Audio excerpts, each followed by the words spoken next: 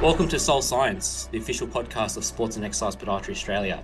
We're your hosts, Pat, Harriet and Aisling, both dedicated sports podiatrists with a passion for advancing our profession. In each episode, we delve into the latest research, share compelling stories from clinicians, feature special guests who've made a meaningful contribution to the field of sports and exercise podiatry and lower limb sports medicine. Ash, Harriet, good evening. Hello. Good evening. Lovely. How's everyone doing? Another Tuesday evening. Tuesday evening. How was everyone's day? Living the dream. I've just come back from a run. I felt inspired that we're doing a fellow runner, so I thought I'd just get out there, join a running club and do some running, but I failed miserably. Matt came back from a run as well. Yes, he did. Which fit people. I was up at 5 a.m. to get my run in because I had too long of a day to do it at the end. That's fair enough. Sydney siders, you kind of have to get up early. Yeah. I'm not running anywhere. I'm far too that. But that takes us to our guest, Matthew Clarke. Thanks for having me on. I'm very well, thank you. By introduction, today we have the pleasure of welcoming Matt Clarke, a dual Olympian in the 3,000 metre steeplechase, having represented Australia at both Tokyo 2021 and Paris 2024. As the reigning Oceania and Australian champion, Matt's personal best of 8:20.06 places him among the fastest steeplechasers in Australian history, holding the South Australian record at this distance. Beyond his achievements on track, Matt is also a practicing sports podiatrist at the Sports and Arthritis Clinic in South Australia. Working with many of the state's top athletes, he seamlessly integrates his first-hand experience in elite sport with evidence-based clinical practice, helping runners optimize performance and prevent injury. When he's not competing or in the clinic, Matt dedicates his time to coach the next generation of distance athletes through his team squad, Team Tempo. Today, we'll explore his journey both as an elite athlete and a clinician, his insights into running biomechanics and footwear, and his perspective on bridging high-performance sport with podiatric care. Everyone, please welcome Matt. That was quite the intro, Patty. I'm pumped. Took a fair bit of effort to kind of get there. Oh, let's go. That's a great way to start. All right. Let's I guess we'll step right into it. I guess you're a two-time Olympian, competed at the highest level. And I guess you're one of Australia's ever faster at that event. On top of practicing as a sports pod, can you take us through your journey from being an elite athlete to a clinician? Yeah, so I guess my journey probably in podiatry started at a pretty similar time to my journey in serious running. So both of them obviously commenced when I commenced uni. And it was really a matter of when I started doing podiatry, the first year at Trobe University, despite being full-time, was only 7 contact hours. And so I found myself kind of yearning to fill the void that I had. And for me, I thought I'd take up a bit more running. I'd always played a lot of sports in school, and I'd done a bit of running, and I'd always kind of gravitated towards those endurance sports. And so to fill the time, I just started running. And I had a few mates that were in kind of like organized like training groups. So I started training with them, set some goals along the way, ticked them off a bit sooner than I thought I would. And then basically just made the goals bigger and bigger from there. And really it's a similar story with my podiatry career as well, just on a parallel path. Yeah, right. Well, everyone gets this signature question, Maddie. So I guess we're going to direct it at you. What does sports and exercise podiatry mean to you? I guess sports and exercise podiatry to me, I guess the way I really view it, and I guess the distinctive way that I see it in my workplace compared to say other workplaces, it's just a really creative interpersonal environment. And what I guess I mean by that is like when I was at uni and I was learning about podiatry and healthcare, I think you kind of start learning I guess about trends, and it's easy to learn about, I guess, rules sort of thing. But once you kind of throw into that sports world, sometimes the rule book gets thrown out the door a little bit. And what I mean by that is you sometimes deal with injuries that you learn, the healing rates for this are this amount of time, but then the athlete says, yeah, but I've got this amount of time minus 2 weeks. So we need to find a way to make it work. And so I think that kind of like creative, collaborative approach, working with athletes working with coaches, working in that team environment, and basically just engineering to solve problems is really what it means to me. That's really great insights. If you don't mind, are we able to talk a bit more about, I guess, the psychology of you as an elite athlete? And I guess in elite sport, injuries are almost inevitable. I know in the past, you've mentioned injuries that you've faced. How does that shape how you approach it with patients, with recovery and rehab? And, you know, do your personal experiences reflect upon as a clinician when you're talking about those sorts of nuances?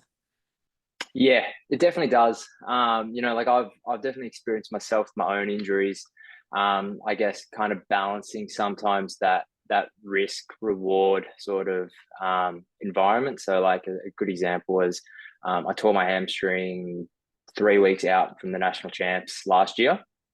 I basically needed a couple of days off, only jogging, and then I guess on paper it'd be hard to say, okay, we've got to do a really hard max 8-minute effort with hurdles in it kind of thing. But we basically had to play it more around the subjective scale and like, you know, how am I handling these like step up increases along the way, and just take, I guess, a little bit more of just a subjective feedback approach to it. And that allowed me to actually like win the national champs last year. So I think keeping an open mind is one thing it's taught me. But then on the flip side too, I think as well, like coming back to that point I made around risk reward, sometimes knowing when to encourage a patient to push and take those risks, or encourage them to take a bit more of a step back and kind of say, look, do we want to take these risks for these kind of events in this timeline, or is it better to play it safe in this one because the end goal is something bigger? And I think having that firsthand knowledge more than anything, like you said, from a psychological point of view, I think really helps create that buy-in and comparison that I have with a lot of patients. And you probably can empathize a lot more with your clients, Matt, because you understand, but also can like explain to them to avoid that avoidance behavior as well on the other scale. Yeah, definitely. Like I think that's the other thing, like working in sports too, is it's a sports a relatively high I guess pressure environment is the term that gets thrown around a lot. And I think when you break that down, I guess it means it's a highly emotional environment. And you're right, like that kind of plays into those avoidances at times, like particularly when we're talking about tendons and tendon pain. But we kind of know that I guess running at a bit of pain at certain moments maybe isn't going to cause too much structural damage, and we might be able to allow to keep a high training load at certain times with it. Is a good example of that. And as well, I think, so like using that as a reassurance too, but then as well, I think on, again, like working with the other kind of patient, you get a lot of like really highly driven athletes too. So I guess working out a way that they can manage that to get the most out of themselves at the right time of the year, but then also helping to create a sustainable training environment is really important too. And like that's an ongoing conversation that I have with a lot of athletes, kind of particularly like younger developing athletes, kind of like learning to grow their training load. I guess with younger developing athletes, I guess, you know, when you're 12, you're 14, you're teenagers, your core social life is probably around your sport that you're playing. And, you know, going to see a podiatrist or a physio or whoever and saying, you know, you got an injury, like how do you communicate that message to one, the parent, and then to the child, because obviously they're both be in the room at the same time? Yeah, like I think I always like try and take it as a learning curve for them. So I kind of say like playing sport has so many benefits to it. Like we know the obvious ones, like the cardiovascular gains, your overall health, the social development, all that. But at the same time too, it's a highly risky environment for injury. And it's not hard, and it's no one's fault ever when we accidentally cross that line and get ourselves injured. And what I take it as is that the vast majority of people that play a lot of sport, if not all, are probably going to run into some kind of roadblock at some place with injury.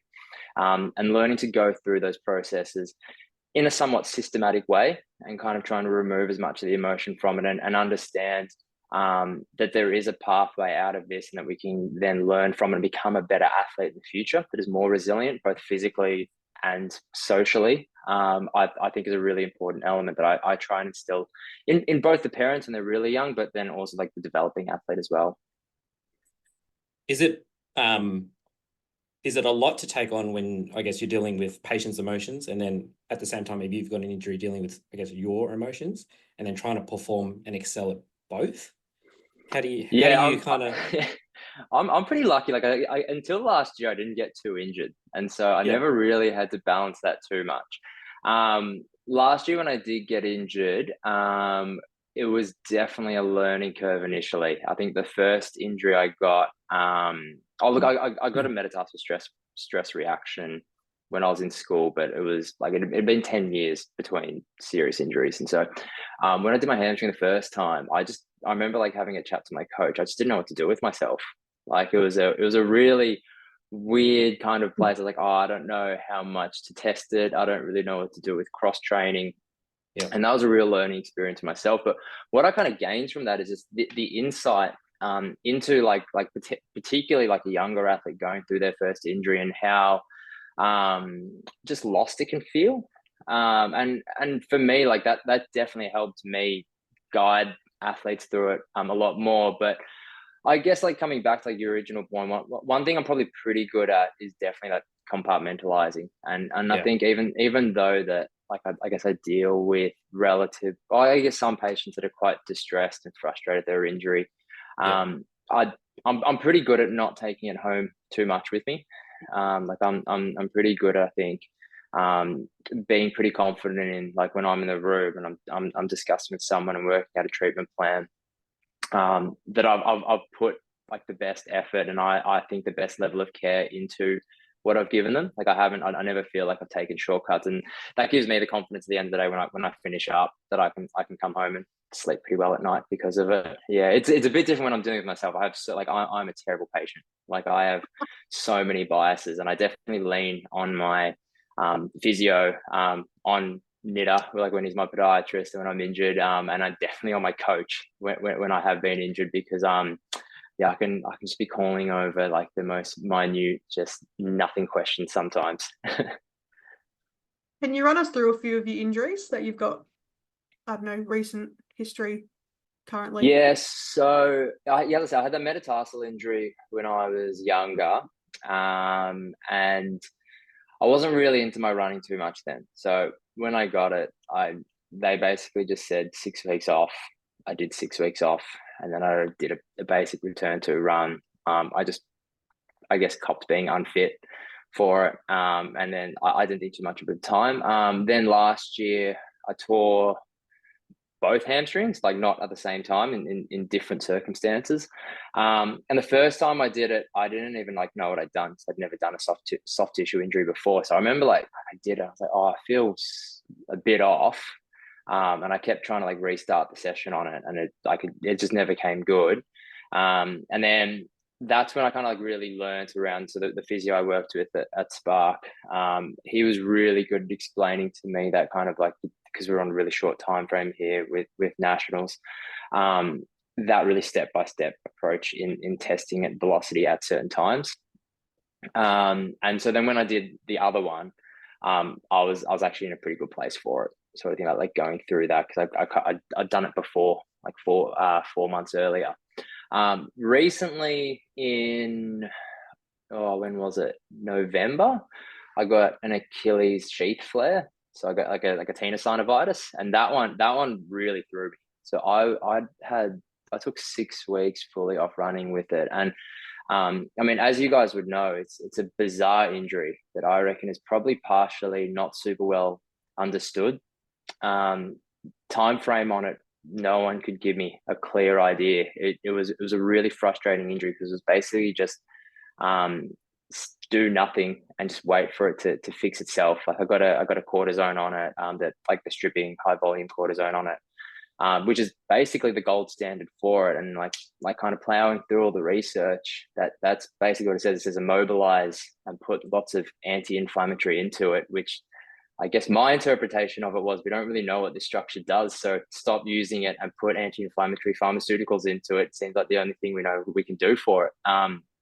And so that was just a matter of like literally waiting it out, and then testing it every couple of days with seeing if I can run 5 minutes or not. And then eventually I woke up and I just built up, I guess, 5 minutes every second day to then 10 minutes, 15 minutes. And it was a pretty basic return to run program. Once it came good, it came good.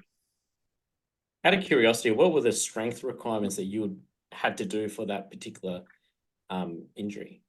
I was just going to ask that because I yeah. was at a conference with Seth O'Neill, and he uses the VALD plate for like a quantifiable data for return to sport. Yeah. So yeah, I remember like reading at one point you can try doing some isometrics on it. Mine was so inflamed though, like I couldn't even do an isometric hold for like 10 seconds. Like as soon as I put any load through it of any sorts, like I just instantly like activate it, and it would just lose power straight away. So and until I could even do that, I just had to rest it. Like there was nothing else I could do for it. Like I couldn't, like stretching it even felt uncomfortable. So it was a fair. It was just the sheath, was it, Matt, or was it like more of that whole complex? Look, so it was what feels like my good Achilles. Like whenever I've got an ultrasound scans, they say, they always tell you that crappy, it looks bad kind of thing, but it feels fine. But for me, it was a really clear symptomatic Achilles sheath injury. Like I had it was really swollen, it was crepitusy. Walking around felt rubbish. Like any load and movement through it just felt really bad. The only stuff that sort of helped me get through day by day was the night wraps. So the iridoid cream and and the diclofenac cream. And that kind of helped with day to day. The stripping cortisone was interesting. The local obviously made it feel nice. But then it probably took about 2 weeks before I felt anything in it. And that's probably like clinically how I see when I refer patients to go get it. I sort of get inconsistent timing results with it clicking in. Like I've had some patients, they get it, and then a couple of days later they're just fixed, like it just resolved. And then I get other patients that they get it, it starts feeling right after 2 weeks, and then it comes back, they have to get it again. I didn't get a second one. I kind of just waited it out, and then by the time I started considering a second one, I didn't need it. But in terms of strength, I honestly just couldn't physically do anything on it. Once it came good, I started getting, so I must have had some kind of like, I guess potentially had some kind of like underlying tendinopathy that may have set it off, because I started getting some very mild tendon symptoms, like when I started getting back into running again.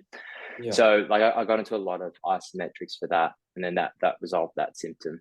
But like now though, like it's fully good. Like interestingly, like why it was really concerning when it went off and why I knew something was up is because I always struggle usually with my left Achilles, and I've like as many isometrics in the world that I do, as much like I guess controlled plyometrics that I do, and like all the work I do, it always seems to be a little bit there. Nonetheless, I'm quite a toey runner. But then when I felt the right one just completely go, like I remember calling Michael and just being like, yeah, something's up. It's my right Achilles. This is not right. I've never feel my right Achilles. Yeah. There you go. I guess in your sort of sport, there's a combination of endurance, speed, and hurdling.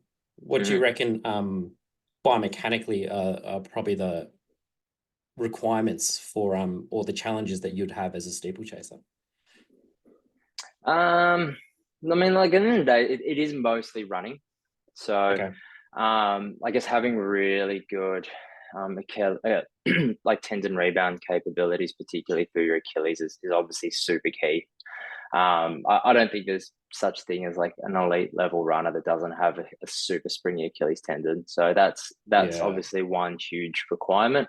I guess then the other thing is just so much of it, I guess, just comes down to, I guess, running economy at that pace, but then also what makes it really niche is just like the neuromuscular economy of hurdling sort of thing, which I guess is obviously, because it's such a niche thing, probably isn't talked about too much, but like you feel it in a race. If you've been doing lots of hurdling in training and technically your fatigue patterns are just so different in a race versus if you haven't been doing it. And like externally, you visually look pretty much the same and in the first half. And I think that's like a good example. And whereas if you haven't been doing it, if you have been doing it a lot, your fatigue patterns are generally quite linear. Whereas if you haven't been doing it a lot, your fatigue patterns are kind of plateauy, flatline at the start with like this really aggressive ramp at about 1200 to 800 to go. And you see that in athletes that are kind of coming new to it. They all of a sudden get to 800 to go and just blow up out of nowhere, even if technically they look good visually. And I think it's a really good example of how running economy works, is that you can't visually see running economy. It's all about your tendon rebound timing. And that, as I said, like I think that's like fairly well accepted now that it's not a visual thing. How has your experience as a podiatrist influenced what sort of shoes that you use for 1, racing, 2, training, and then 3, volume accumulation for your slower, gentler runs? So like heaps. So like as I mentioned before, like I've had a history of like Achilles issues. And traditionally it's been the more like tendon issues as opposed to the sheath. I feel like the sheath was just a minor part in my kind of history. And so whereas the Achilles tendon like responds really well to like those stiff high stack rocket shoes. And so like I'm an ASICS athlete. And like since they released the Glide Ride, that's just been my go-to. But then on like I guess recently now my Achilles is starting to come a bit better now. I've been using the Super Blast a lot more for long runs. Even though geometrically it probably doesn't quite offload the Achilles tendon as much, the PEBA foam just feels so much better over a long period of time. Like that extra resilience you get, particularly after like 20-25 Ks of a long run, still giving back and bouncing, just feels so much better than any like EVA based foams that ASICS use. And then in racing, like ASICS is a really interesting brand where we have 2 race shoes. And so for a elite athlete, we actually get the choice. Like like most sponsored athletes, they only get the 1 race shoe, so they don't have to think about it. Whereas we have the Metaspeed, Paris, Sky, and Edge. And traditionally we've always had the Sky and Edge since the launch into the PEBA market. And I think having that good understanding of biomechanics helps me use that a bit better. So like I use the Sky a little bit more when I'm doing my faster work, and I'm actually looking for a little bit more ground contact time, for a bit more foam compression, a bit more like that rebound sensation out of the shoe. Whereas when I'm doing my more longer work, and I want to just get off the ground a bit faster, I don't really want extra loading, particularly through my lower leg. I find the Edge just feels a lot better for that. Probably from a slower running economy point of view, it feels a lot nicer. And then look, and then like from a minor point of view, like I'll pick different jogging shoes depending on how I'm feeling. So I might like a Nova Blast just for a bit of variation. Then if my very rarely I pull up after a race, but sometimes I do with like some really quad domsy. Then I'll just use a slightly lower profile GT 2000 for my jogging in that. So it looks like a lot of. Sorry, Pat. I have a random you go ahead. About the water in the steeplechase race. Oh yeah. Does that change the shoe? Like, do you have a shoe specially made for you to accommodate the water? Because surely that's an interesting question. Yeah, so traditionally they used to do that. So when I was like a kid, like when I was in school, brands would make a steeple shoe, a steeple spike, and a traditional middle long distance spike. These days, most of the uppers now are all ventilated anyway. So whereas like they used to generally make spike uppers out of like a leather or then it progressed into like a vinyl. Whereas like now just about every brand off the top of my head, they all use a ventilated upper anyway. And so that's kind of what differentiated back in the day, but then they've just trended fully to ventilated uppers now. So we don't really need to have a specialist steeple spike anymore. There you go. Going back to the question before with the biomechanics and your running, does the water make a difference in terms of your training? After seeing Jen LeCars at the Tokyo Olympics, it makes me a bit nervous, especially with my history of Achilles issues. But I mean, look, other than what I do anyway, like in terms of like lots of lower leg strengthening, in terms of lots of like lower leg plyometrics, in terms of like practicing technically, like running like over the ground. So like hurdling is very much like a running over something exercise. And it's the same thing when you like hit the water too. Like you don't want to hit the water with a really big leg extension and slam your foot into the ground with a huge braking force. You want to try and run over through it, sort of thing is the cueing that we use a lot. And so other than doing that, it's a fairly minor part of the race. We don't focus too much on it. And look, to be fair as well, probably one part of the race that I naturally took to really well was the water jump. Like the hurdling actually did require a lot of practice for me to learn how to do. Like I never grew up hurdling.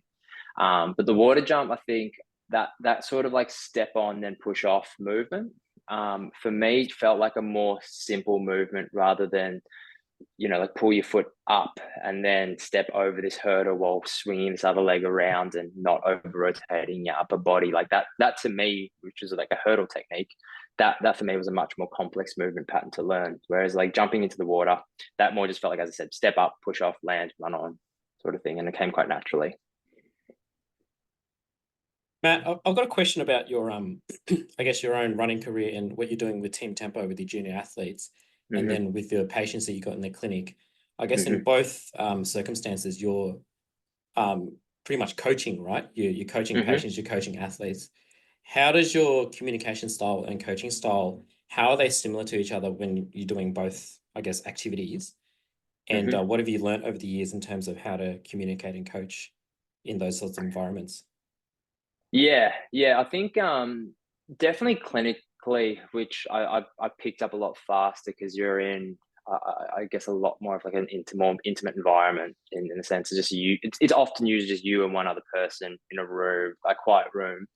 Definitely the ability just to sit there and listen, I think, is a massive skill that I think most people probably come out of university in their first 3 months, like kind of like hits them in the face, be like, oh yeah, all I have to do is just like say, like introduce myself and say, why are you here? And just let them go, sort of thing. And what that sort of does, I think, to me is it lets you almost like analyze a little bit of the patient's personality, and then how to tailor the right treatment plan and how to deliver the right treatment plan based on their personality. So for example, if they're quite anxious, taking a bit more of a reassuring approach, as opposed to if they're quite ambitious, you might take a bit more of like a settling down approach, but then also maybe like I guess dangle a bit of a carrot for them, like play on that a little bit.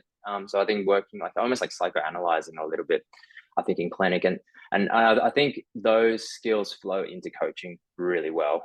Like I think one thing that I've definitely seen a lot this year, with my junior group, and particularly the junior boys as they're aging. I've got a few boys right now who are going into year 11, 12, so they're 17, 18, and they're sort of like in that, I guess, peak puberty age for boys, is they're starting to develop that ego, but all in their own sort of different ways. And I think taking really that specific approach on how to deliver racing cues depending on what that ego level is like is I think quite interesting and quite rewarding when you get it right. And an example of that is I guess I've got one athlete who just thrives off like the big ego, like I guess the confidence sort of thing. Like you got to like hype him up. So like in very simple terms, you are the guy. Go out there and smash it. Show how good of a guy you are, kind of thing. And then you get other guys as well that they go quite into their shell if you do too much, and if you try and hype them up too much. And so for them, it's almost like taking a really systematic approach to the race and a very objective approach to like how you approach the race. Whereas if I play on that emotional drive too much, as I said, like they don't respond to that well. And so that whole kind of dynamic of being able to like psychoanalyze, I guess, very quickly in clinic then flows over to coaching. But then the advantage of coaching is you get to work with people more regularly for such a long period of time that you can really refine that on such a detailed level. And it's really fun. Like it's really fun. It's really rewarding when you get it right. I guess it can be frustrating at times, but as I said, I'm pretty good at compartmentalizing, so it doesn't play on my mind, and often we eventually get it right, which is nice. What do you think, I guess, some of those junior athletes that you got, what do you reckon their misconceptions are with when they get running injuries, like bone stress injuries, Achilles? What do you reckon that their view of the world is when they first get one?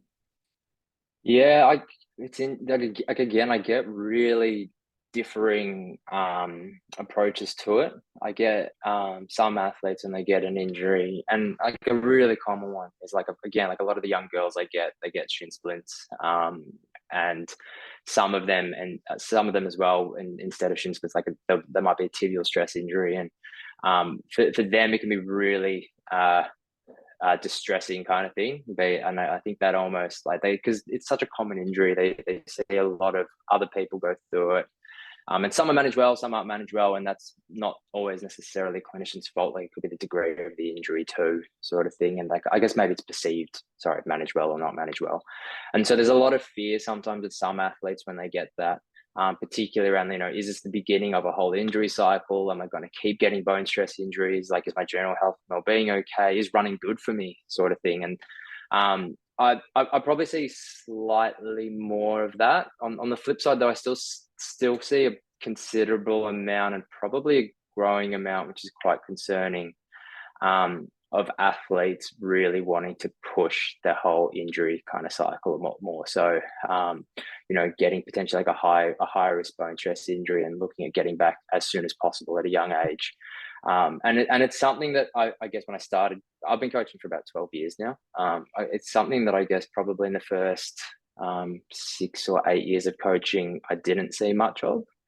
But I think this trend toward junior success in a lot of sports, like we're seeing a lot of professional sports now having really good athletes at a younger age, I think is pushing young athletes, and then that, I guess, parental support to get back from injury faster sometimes, take more risks, and taking more of an elite approach to at a very young age, which is it can be a bit concerning in some instances, and they are tricky to deal with. And Matt, you probably see like firsthand,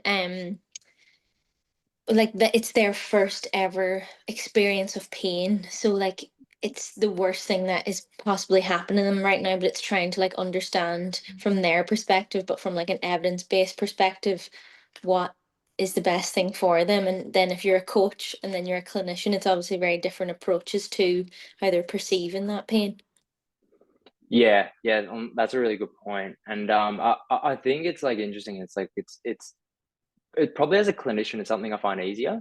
Like when they come in, I'm only dealing with them for like maybe an hour at most when they come in, and so I guess on one side I can either like reassure them, and then I can give them the advice and the kind of plan, but then I shut my door, and then it's sort of up to them.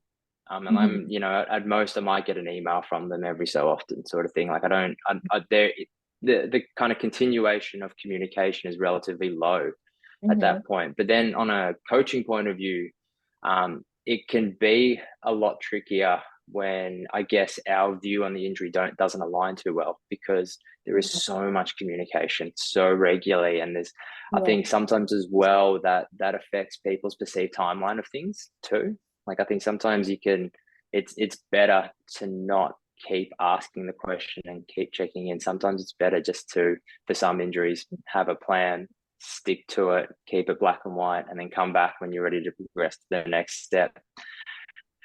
As opposed to, like, as I was saying before, like being like, oh, it's starting to feel better. Should we start a bit earlier? Should we start a bit earlier? Sometimes it's like, no, we've got a plan. Just stay as is. And like, there's been times where I've had to like, as a coach, just say like, look, I'm not taking this on as a coach. Like I'm not, like, we have the plan and I'm not wavering from it. I'm putting my foot down on it.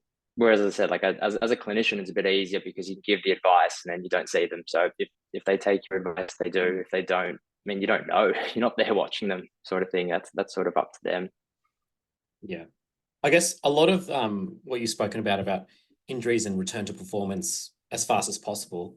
I guess in the last 10 to 15 years, you look at I guess my experiences in rugby and AFL, you look at a lot of athletes are now fitter, faster, stronger than they have ever been. Records have been broken. Their GPS numbers are through the roof. And we have, evidence-based programs and technology to thank for that. I guess that takes us to our tech segment, Gateways to Innovation. Do you use much of testing technology in your clinical assessments, like force plates or 3D gait, all that sort of stuff? And do you think there's a high level of social media influence on all of this as well? Yeah, I think it's tricky. Like, I think that the technology is moving so quick, and it is super beneficial. Like, I've seen it, and I think at an elite level, it's almost potentially at times crucial. Where I think it probably struggles a little bit, and where I don't super rely on it quite yet for a lot of things, is that there's still some gaps in it. And so, for example, like I go through all my basic testing, but like as an example, like I don't always see that. I guess athletes expect to say, look, I'm coming in with an injury, so therefore that side is weaker. And I'm still yet to see that in black and white as a rule. I think there's like way too much of a considerable amount of injured people that come in, and they're removing the ones that are in so much pain that pain's actually impairing their ability to output the power. I still sometimes see like people when their strong Achilles tendon is the one that, so their strong plantar flexion at their ankle is the one with the injured Achilles tendon, as an example. I think I still measure a lot of strength, and I still do gait analysis, and I definitely ask questions and have a look at their running or their exercise loads, because I think it provides clues into like why they're getting injured, and then it definitely gives you a greater capacity of where we can get the most gains coming from an injury. But as a specific tool and a definitive black and white guideline, I don't set too much. You have to reach to, I guess, this point to return. I see too many exceptions to the rule just yet, and I don't think there's enough data exactly out there definitively quantifying like sure safe zones quite yet into why we get injured at this level versus we're ready to return at this level yet. Do you see a lot of athletes coming in, after watching some TikToks or Instagram posts or videos or reels, and, you're seeing all these fancy gyms with all these technical assessment things and objective testing, and they're like, oh, do you have this? Should I jump on this? Should I measure my force output? Like, how do you have that sort of conversation with a lot of these athletes? Yeah, that's a really interesting one. I see a lot of that. And I think that's like maybe a little bit what I was like alluding to before, is like we have so much technology that can find problems with us or perceived problems with us. But sometimes like your body's pretty good at overcoming it. Like, you don't need perfection. And I think biology is a pretty good example of that. Like, biology isn't perfect. Biology is good enough. And like that whole, like heaps of elite coaches, clinicians, researchers, they always talk about that kind of 80-20 philosophy, where you don't need perfection. You need to be at 80%.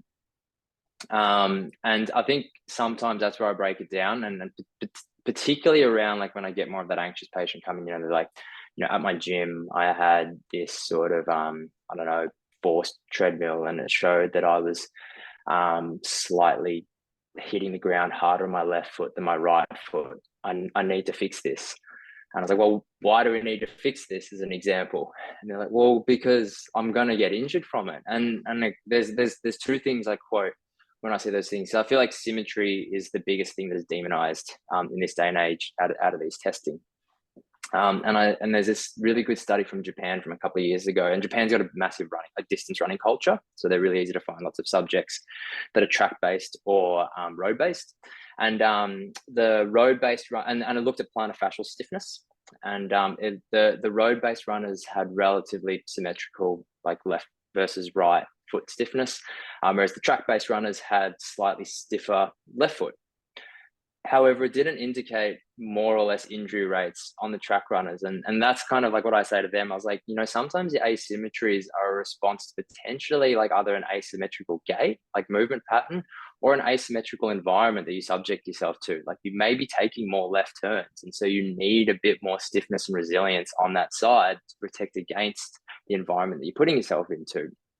And then the other one that I quote a lot is a lot of like Ben Peterson's work. And he takes all those biomechanical measurements, strength management, range of motion tests, and he tracks recreational runners over 12 months. And I think one of the few things he finds that indicates injuries basically is leg extension strength is the only one. Like there's not many things out there, like whether it be FPI or calf raise test or whatever, that definitely predicts injury more than anything else. I think you've highlighted that, you know, if you're testing on a force plate or doing 3D gait analysis and there's such significant asymmetry and might not be relevant, you could be putting a bit of fear into the patient. Yeah, exactly. Yeah, everything needs context. I think is like a good way to summarize it. And that's like, I think it comes down to like there's definitely a place for all this technology, but it needs context and it needs a really good, thorough understanding, and subjective history taking of the person, and kind of probably finding out potentially why there's asymmetry there, and is that asymmetry good or is it bad? I guess further on tech, I guess footwear has had a massive explosion over the last 24 to 36 months, maybe even a little bit longer, with, you know, super foams and run clubs and all that sort of stuff, and Instagram especially. I only downloaded Instagram 2 years ago, so this is a new world for me. But what we're seeing is a lot of shoes, and I personally took up running in July last year, as per your advice, Matt. And, you know, I'm finding, you know, shoes are fun, shoes are bouncy, shoes are supportive, depending on what model you and brand that you go for. What's, I guess, the emerging sexy trend in footwear that you're seeing that's coming up in the next 6 to 12 months? It's an exciting time. Matt, the right answer is always Asics Superglide. You're only allowed to talk I about was maybe going to draw on that trend a little bit. Yeah, like I think it's no secret that what's trending right now for most runners is high stacked Piba foam, bouncy, fun running shoes. And I think from a marketing point of view, we're probably just going to see that push to the limit before it retracts. And so, like we see it in other sports as well. So, for example, like we see it in top end bikes, like they have UCI limits for race bikes, but then you can go out as a consumer, and if you have an unlimited resource, you can buy an illegal bike that goes faster or is lighter than the legal limits. And I think we're going to see that more in shoes as well. So, like as a good example, I said the Super Blast from Asics is above legal limits. Maybe we'll see something that is above legal limits from Asics that has other features in it, like maybe dual carbon plates or whatever. And we see that with Puma, for example, with their Puma Fast RB, like the rule breaker. It's got like multiple plates. It's got too much foam in it, and from all reports, it's an amazing weird running experience kind of thing. And we've seen that with Adidas as well. So I think that the future is we'll probably push the limit to a point where it maybe gets too high, too unstable. It doesn't feel like running anymore. And then we'll see kind of like a retraction to the norm. And maybe we've reached that point. Like maybe we're seeing that. Like I think Nike continue to invest in things like a Streak Fly that is like, you know, your lower stack version where you feel the ground a bit more. But I guess they're probably out on their own a little bit there. So, but what I probably will see is we'll see the trend push to the absolute limit before retracting again. How much do you think is commercialization? Like, apart from a few enigmas, the prices of a lot of shoes have gone up in recent years, and, you know, obviously inflation and a whole bunch of other macroeconomic issues.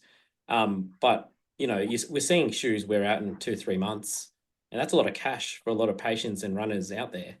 How much is that commercialization, do you think? Yeah, like it's interesting. Like I think it's good, because I think what we're seeing is we're seeing brands be able to put more R&D into specific areas. But then at the end of the day, like you do pay for that. And so what it does is it offers, I think, the experience there for people. But like we still see, like, I guess trickle down technology in running shoes.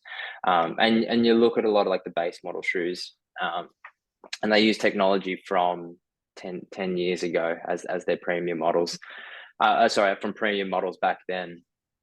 And so it's still there, and I think, look, the trend's probably going to continue to get worse from that point, I think. Well, on that, Zara have just released a carbon plate long distance running trainer Have they really? at Really? $359. Yeah, right. Oh, Is it aesthetic yeah. though? I'll show you. I was just making sure I was right. I looked it up. Wait, how do I turn my camera around? Oh, there you go. Yeah, right. Actually looks all right, doesn't it? I Yeah. know, but it's just going to create a lot of carbon plates in the wild. Yeah. You got to have white shoes and white socks. There's no other uniform out there. Oh, It's white. you'd hate one of the pictures I got tagged in the other day, Paddy. I've got the black Super Blast, and I had some white socks on with it. Oh, that's absolutely disgusting. But I felt like that dorky school kid that wears white socks with his school shoes. I was like, oh no, It's that's wash awful. day. I'm just going to go look that photo up now. I won't disclose where it was, otherwise people will find out about me. Matt, Well, thanks just on, sorry if you don't mind, Patrick, I was just Yeah, going to ask, Matt, you said you like the glide rides after being injured with your Achilles. I love the glide ride for hallux limitus, sesamoiditis, plantar plates. But why do you love it for your Achilles? Because it's a 6 mil drop. Yeah. So, and I think that's a really interesting segue into Sorry, like a I've just different been way that I've thinking been about viewing this. shoes. Yeah. So look, I guess for an Achilles tendon, the lower drop isn't necessarily ideal, but the way I explain drop and rockers is I say, like, when you look at the phases of gait, like a higher drop or a heel raise, that affects the mid stance version of gait really well. So it kind of like keeps your foot in plantar flexion, drops your heel, prevents your heel from dropping too much. On the propulsive phase of gait, though, that's where the rocker really comes into its element a little bit more, and particularly the stiffness just helps hold that rocker shape. And the way I explain it is, like, if you imagine, like, I could put a shoe on a table, and I say the reason this shoe isn't falling through the table right now is ground reaction forces. So there's an equal and opposite force to gravity pushing up against it.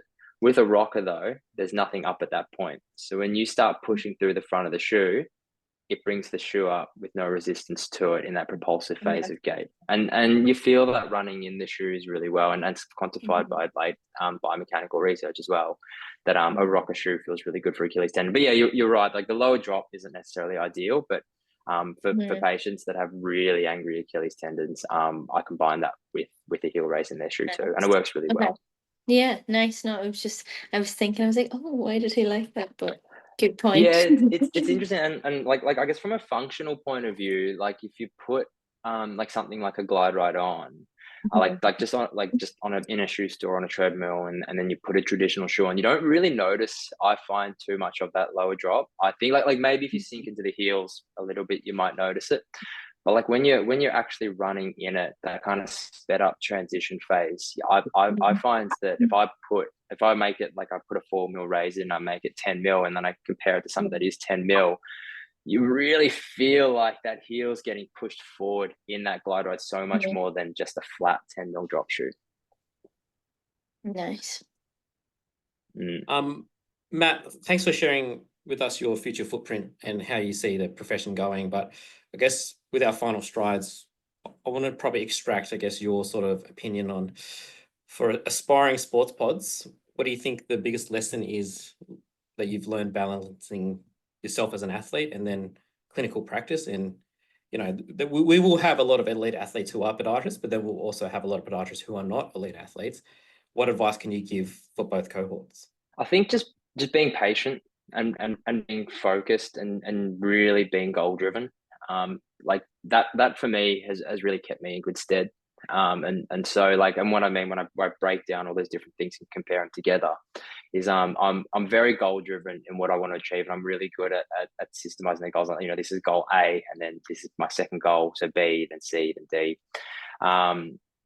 And then I'm very focused on that, and so then I set up my life around that kind of like goal order sort of thing, and I see that like in my work kind of thing. So for me, when I started my running journey, like, started a little bit first as a professional. Like I started getting better through COVID, And then my podiatry career was kind of building through that. And then, so for example, I had my training week, and then I built my podiatry hours around that week so that it wouldn't really interfere too much with it. And that obviously like supported me from a time and logistics point of view.